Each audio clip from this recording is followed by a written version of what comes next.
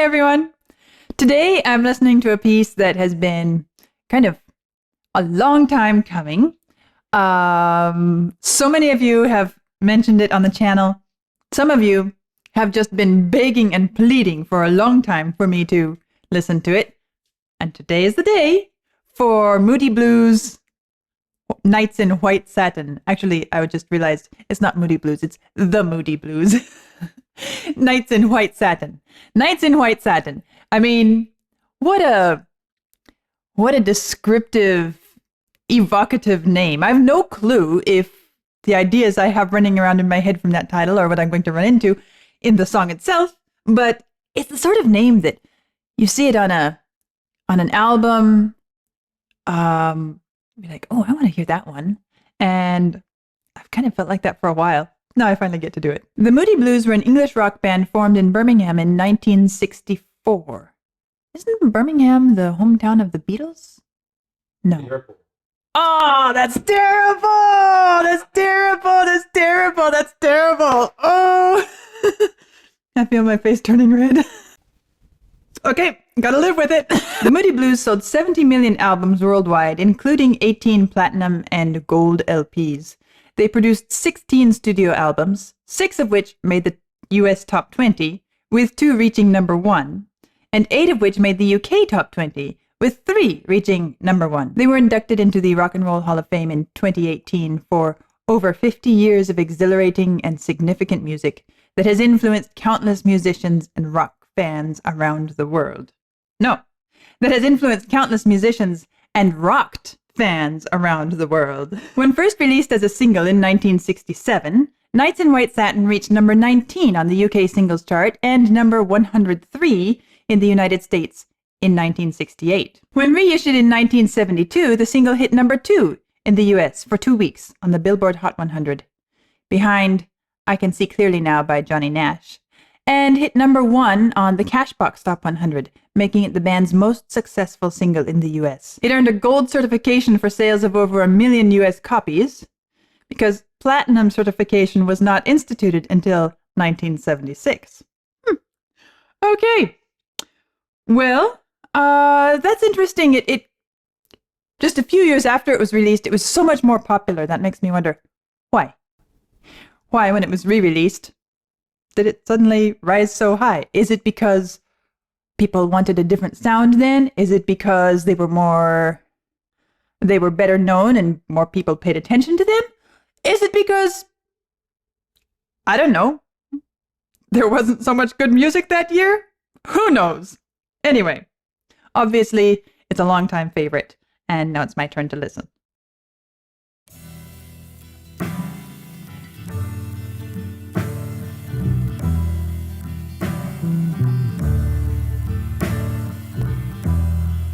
Nights in white satin, never reaching the end. Letters I've written, never nice meaning voice to send. Beauty I'd always missed with these eyes before.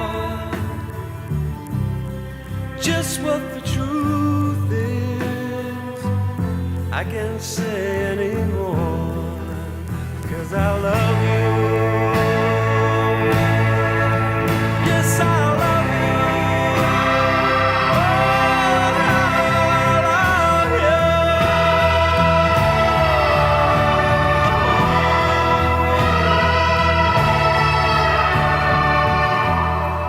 you. Gazing at people, some hand in hand, just what I'm going through, they can understand. Some try to tell me thoughts they cannot defend, just what you want to be, you will be in the end. And I love you. Yes, I love you. Oh, I love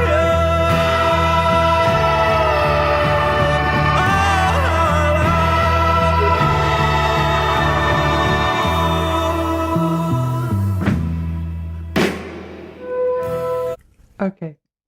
It's beautiful. It's really lovely. It's um musically, there are several things I'm noticing and enjoying about the way this piece is moving along, and I want to mention them now so you can have your ears open to them. Although I don't know how the rest of the song is going to go, I hear it kind of coming to a transition.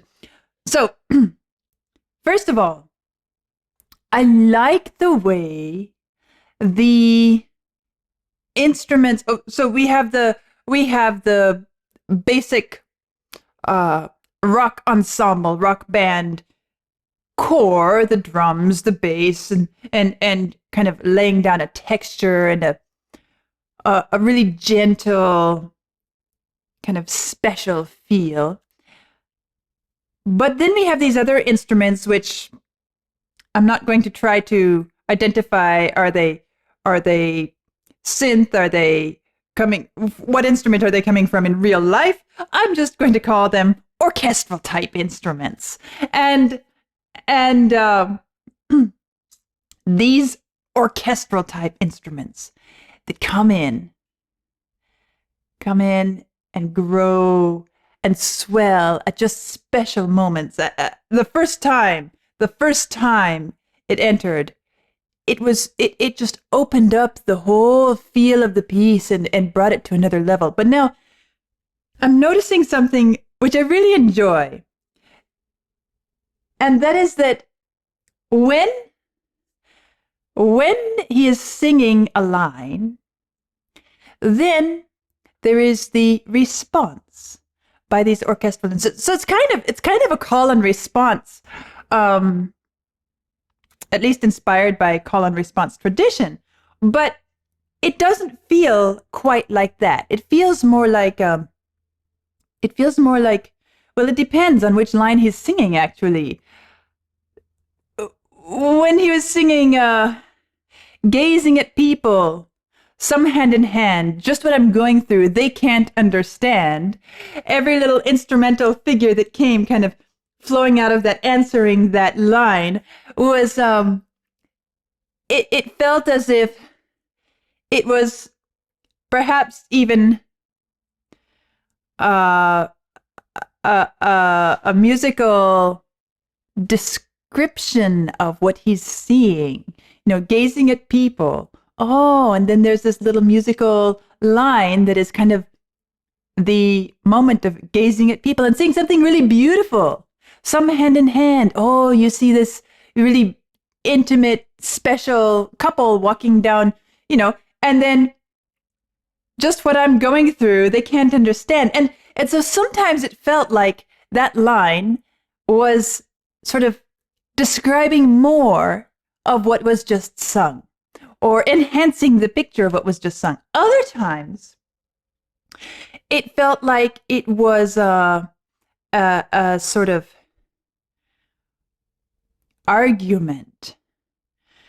Some try to tell me thoughts they cannot defend. And then you hear this coming in, and it's like arguing that they are trying to tell me, but they can't tell me. And it's so interesting because I was listening and thinking, what is the difference? What makes it take on these different characters? Because actually, each little answer is kind of the same as what came before. It's more about context. And it has to do with very subtle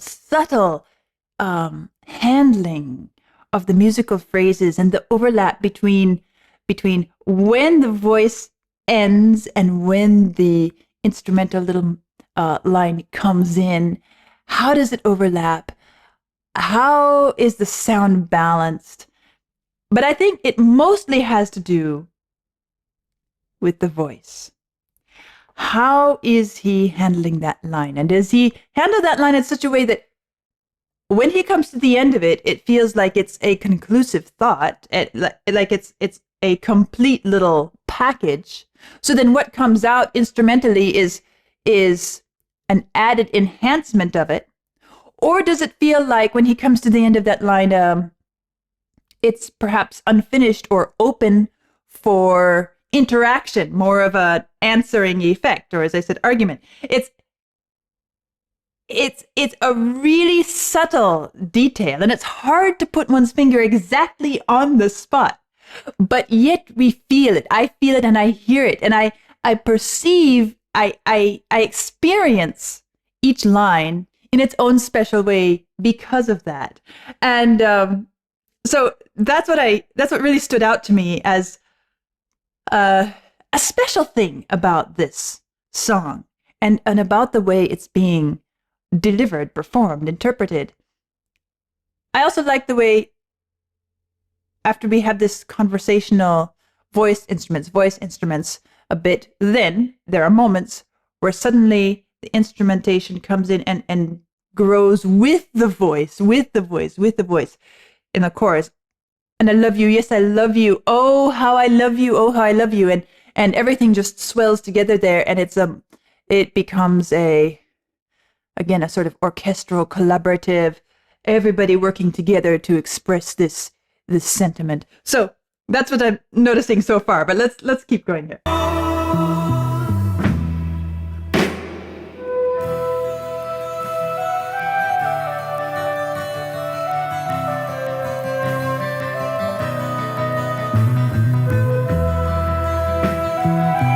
And I have to say that these flute lines or these instrumental lines are so beautiful, melodically.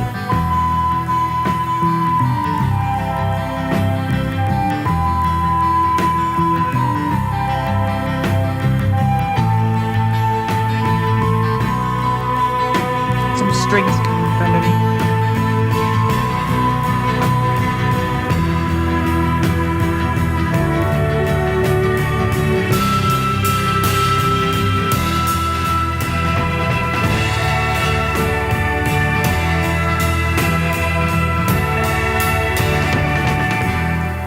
Nights in white satin, never reaching the end. Letters I've written, never meaning to send. Beauty I've always missed with these eyes before. Just what the truth is, I can't say anymore, 'cause I love you. Yes, I love you. Oh, I love you. Oh,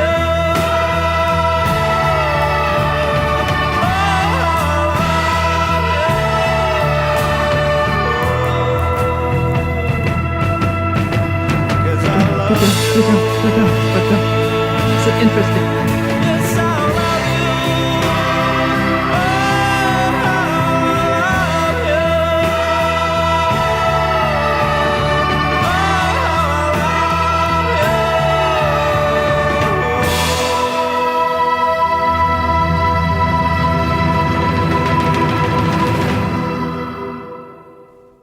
you. That ending section there started to feel like, as he's singing, oh, how I love you. It's almost like he's calling out and proclaiming to the whole universe this thought, oh, how I love you. Oh, how I love you. And you can just feel the voice carrying across, I don't know, all around the world, really.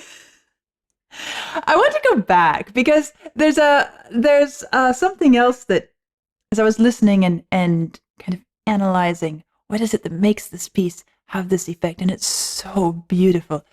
I want to go back and listen to this first part again in little bits. So this opening,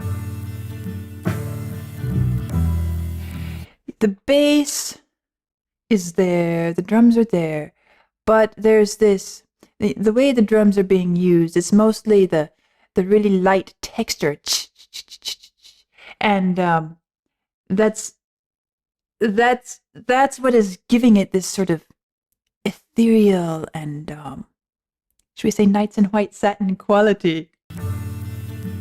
And then the strummed guitar is so light, also so light. Nights in white satin, never reaching the end. It's interesting. This band is called the Moody Blues, and I of course, I know that not to take a band name too seriously by now, right? But the Moody Blues, of course, I immediately start thinking of really intense blues style singing. But this is not heavy, intense blues singing. This is incredibly lyrical and melodic, and there's a clarity to his voice, which, if you're somebody who tends towards the more dramatic rock styles, this might possibly feel a bit ordinary, a bit unexciting, perhaps. But when you start noticing the subtlety, and that's what caught me, is the beautiful shape and subtle handling of each line.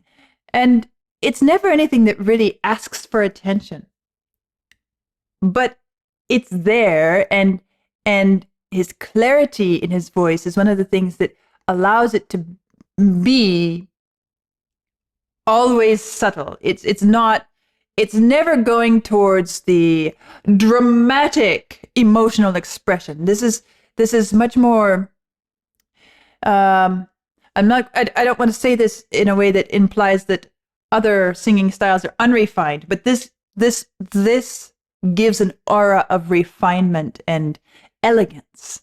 The end, letters I've written. Now, of course, this is something that is perhaps a little bit overanalyzed here. But I notice, for example, when he sings "Never Reaching the End," he lingers on that N consonant for a long time, and you hardly hear the D. So in a way, he never quite reaches the end. Nights in white satin, never reaching the end. Letters I've written, never meaning to send. And this line, never meaning to send. Letters I've written, never meaning to send. Oftentimes, we think of letters that have been written with the intent to send, and then they never got sent. But now, letters I've written, never meaning to send, but I just had to sit down and write and express myself. And I had no intent of sending, but then you wonder, did he ever send them? I don't know. Maybe some of them ended up in the mail after all, even though he had no intention of doing so. But I like that line. Never meaning to send. Beauty I'd always This. missed with these eyes before. Just what the truth is, I can't say anymore. It's kind of a mix of a woodwind string sound, and it's hard for me to put my finger on. That's why I feel like perhaps it's a synthesized sound, or maybe it's actually coming from a keyboard. It feels like it could be not actually that orchestral instrument, and I don't know enough to know, but that's how it feels. But it's nice the way it just comes kind of gliding in there, satin-like texture. And letters I've written, never meaning to send. Beauty I'd always missed. You see, it's like a commentary on the beauty that I've always missed. Beauty I'd always missed. And then that new sonic element comes in as if it's the beauty that I'd missed. Beauty I'd always missed with these eyes before. It's kind of Just what the truth is, I can't say anymore, 'cause I love you. Yeah, that line with that instrumental melody sneaking in there is it feels like the embodiment of what is being sung about. Beauty I'd always missed with these eyes before, and you hear it gliding and flitting and moving about, as if it's there in front of our eyes, but somehow I never saw it before. And then here, of course, this is where it takes on a different. That's a sort of a. And the chorus back there, it's almost epic in proportion, and yet not, because it doesn't ever take on a grandiose quality that is unsuitable. It's not. It's too personal, too intimate to be grandiose and pompous in that manner.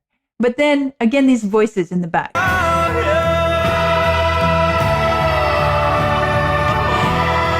Becomes a crash.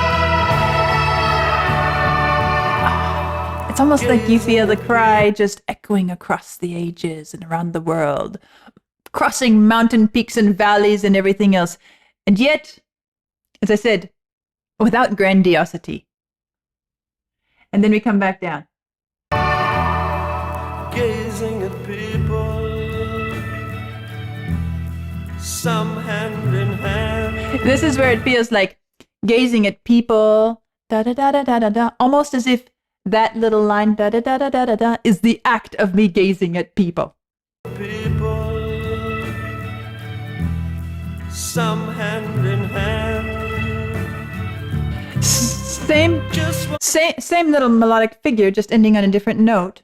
Actually, it's not just the voice that is contributing to this effect. It's also the sonic quality of this instrumental line. Notice how here, gazing at people, it's a little bit rougher, a little bit more pointed, perhaps even a little bit more, we could say, metallic in its timbre. More like a violin string, less like a flute quality. There's that little bit of edge within the sound, and it changes the function of the line. It does. Some hand in hand. Just what I'm going through, they can the descent. And as that line starts way up here, and then as he's singing, it moves down, down, down. Again, it's a sort of commentary on just what I'm going through. They can't understand. It's as if, okay, we're stepping down. They don't have the ability to comprehend. They can't understand what it is that I'm going through. I see these other people in love, enjoying beautiful experiences, and they have no clue what my experience is. None at all. This feeling of, this is the only one in the world. They can understand. Some try to tell me. Now it's an octave lower. And here it's as if it's perhaps the commentary. Some try to tell me, and then you hear da da da da da da da, this knowing voice. It's just a change in octave, but again, it kind of changes the function of that line in a way. It becomes not me observing. It is now somebody telling me. Again, it's all about context, but it's these subtle details that make this musical expression so sensitive, so fragile, so delicate and intimate, and so incredibly detailed in its expressive qualities. And I love how it's done without ever going too far into the dramatic. I mean, there's no way it even gets near to melodramatic. It's all very, very conservative in its manner of expression. In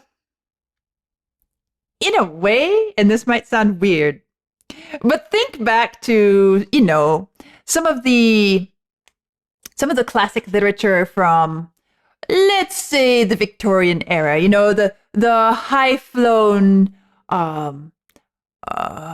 elaborate language, but the reserve, especially when it comes to English literature, the reserve in expression.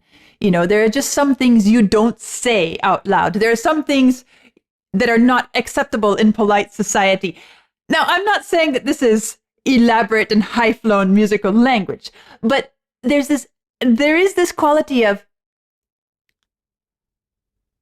leaving some things unsaid is more powerful and more suggestive than ever coming close to uttering them out loud. And I'm not talking so much about the text. I'm talking about the music, the musical elements, and how they are expressing this in such a special way. And it's the implication that what I feel is truly inexpressible. This experience is beyond expression. And that's one of the incredible things about music that, who was it? The famous quote that says, music begins where words end, and or something to that effect. But even within music, we face this moment of, the music takes on an almost divine quality, a godlike ability to express something without ever actually coming out with it. And I think that is what I am appreciating about this piece of music is it has so much of that all throughout, and makes it incredibly special, doesn't it? Just listen a little bit further. Notice how it's dropping down, moving lower in pitch. And now here it swells together. And it's growing. And the voices join. Calling out. It's almost a timeless cry, isn't it? Oh, yes. Almost forgot about this. This was a bit of a surprise and perfectly suited. We don't have a guitar solo in this song, do we? We have this instrumental solo, which, again, it's rather flute-like, although it could be an organ stop. I feel like it's a keyboard instrument, and this is also challenging my familiarity and knowledge of all the synthesized or electronically produced sounds of instruments during this era, and being able to identify and parse which is which and what's what. But I am very much leaning, and I have reasons for it too. I'm really leaning towards saying this is a keyboard instrument, whatever it is, and it's being handled in a way that gives it that orchestral feel. But it also gives it a sort of mysterious quality, to not be able to put your finger on it and say, that's a violin, that's a flute, that's an oboe, that's a clarinet, that's a French horn, that's the organ. Instead, it's this sort of blend and constantly shifting, like light through stained glass, and how does the path of the sun change the light coming through that stained glass window as each moment passes. It's that quality. First you think, okay, organ, flute. Yeah, there's a little vibrato that sounds like flute. Now it changes, more organ stuff like. You hear the strings.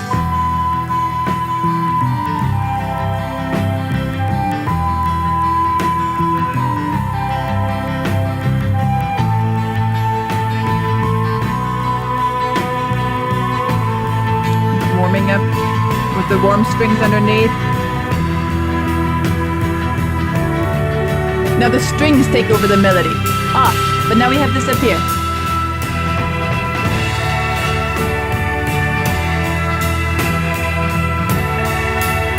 Kind of mixing and shifting. And then we're back to Nights in White Satin. Really a beautiful piece of music. And I have so enjoyed listening to it. And, well, it's a good thing I finally got around to it, isn't it? And talking about ambiguity or perhaps, this intangible and not direct way of expressing, looking at the lyrics too, these could apply in so many different circumstances and contexts, in so many different ways, and it can be something that you can place in a tragic setting or an incredibly beautiful setting. It could be for a wedding, it could be for a funeral, it could be, it could be anything in between, and it's that's another thing about it that makes it perhaps so appealing to such a broad audience. But regardless, wherever it sits in that spectrum, however it's applied, however we feel it, it has an incredible sweetness, gentleness. There is not within it a hint of tragedy in itself. It can be very fitting in a tragic situation, or it can be equally fitting in, one of those great euphoric life moments. But in and of itself, it is pure beauty. And that's something that is hard to find in a piece of music without being too overly sentimental, too, as I said, too dramatic. This manages to walk the fine line of really trying to express all of these feelings and yet not making a mockery of them and not making them so overblown that it becomes more ordinary. Again, I'm coming back to this idea that leaving some things unsaid is the most powerful way of saying them. And that's really how I feel about this piece. So, my first exposure to the Moody Blues, my first time listening to Nights in White Satin. I'll see you soon.